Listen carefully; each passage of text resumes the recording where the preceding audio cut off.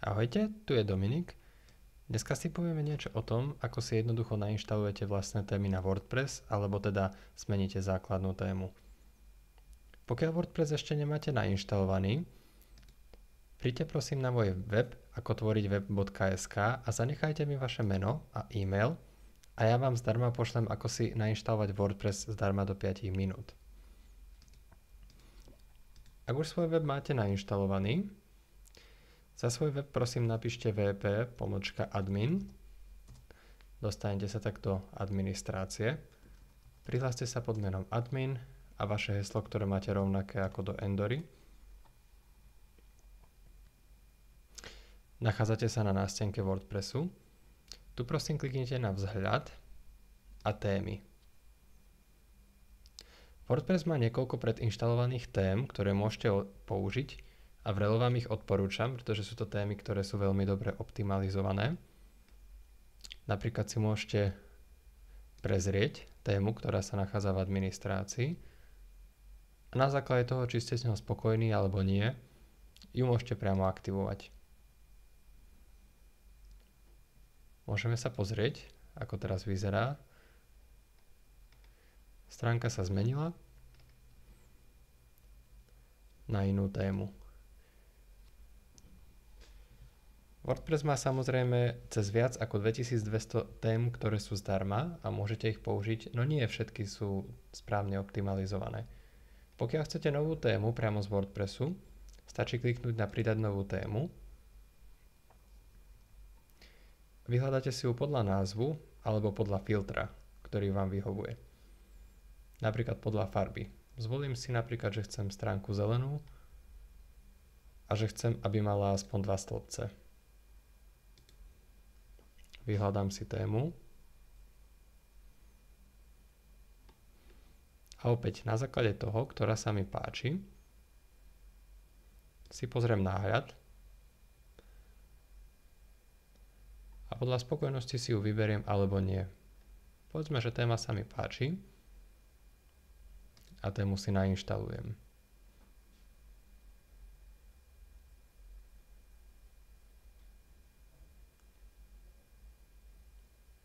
Téma je nainštalovaná, môžem ju priamo aktivovať. Pozriem sa na svoju stránku teraz a vidím, že téma vyzerá lepšie ako predchádzajúca. Nakoľko neviem, či bude dobrá a aké zmeny sa tam dajú, zistíte vlastne až po čase používania.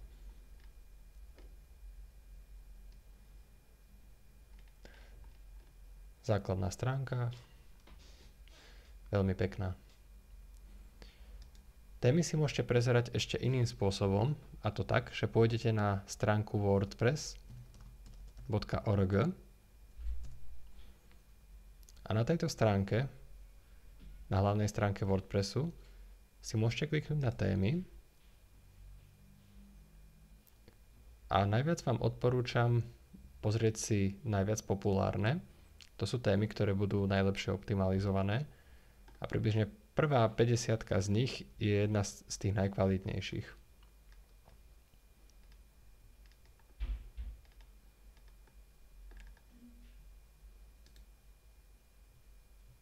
Nájdeme nejakú vhodnú tému.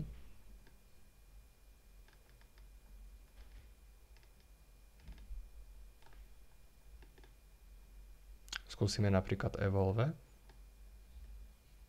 Môžete na ňu kliknúť. A takisto si pozrieť náhľad.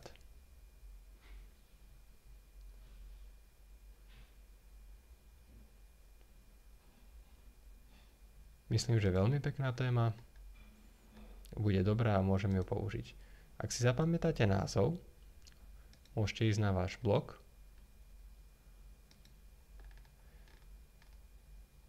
ktorému avšak zmizla vrchná lišta, takže budete musieť sa tam dostať znova cez lomitko wp-admin.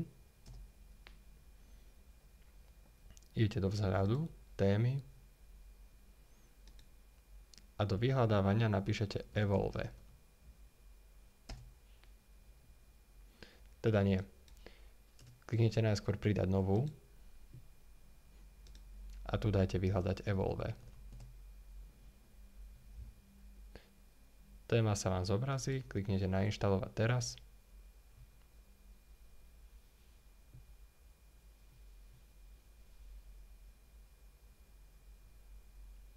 Kliknite aktivovať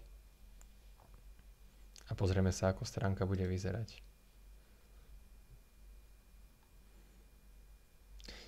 Vidíte, že každá téma má svoje špecifické funkcie. Napríklad táto téma má aj slider a tieto obrázky bude určite možné zmeniť za iné a texty si takisto prepísať. Každú tému si budete musieť prezrieť a zistiť, čo všetko vlastne ponúka. Na to sa pozriete znova v sekcii témy. A každá téma bude mať svoju časť. Napríklad táto téma má Evolve Settings. Nie je množstvo nastavení, ktorými sa budete musieť popasovať, aby ste svoju stránku správne nastavili. Táto téma napríklad ponúka aj zmenu písma.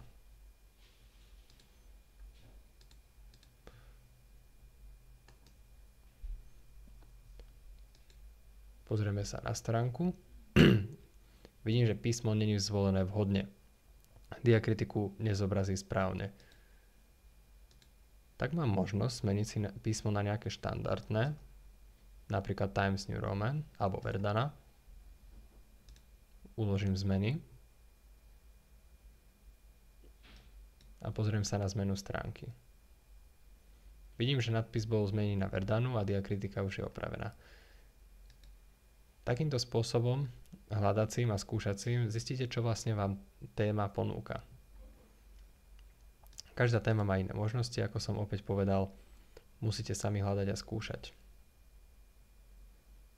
Na budúce vám poviem niečo o tom, ako si písať vlastné články. Ukážem vám, ako si články tvoriť, ako ich meniť, ako ich publikovať. Ďakujem vám veľmi pekne za pozornosť. Zatiaľ sa majte pekne.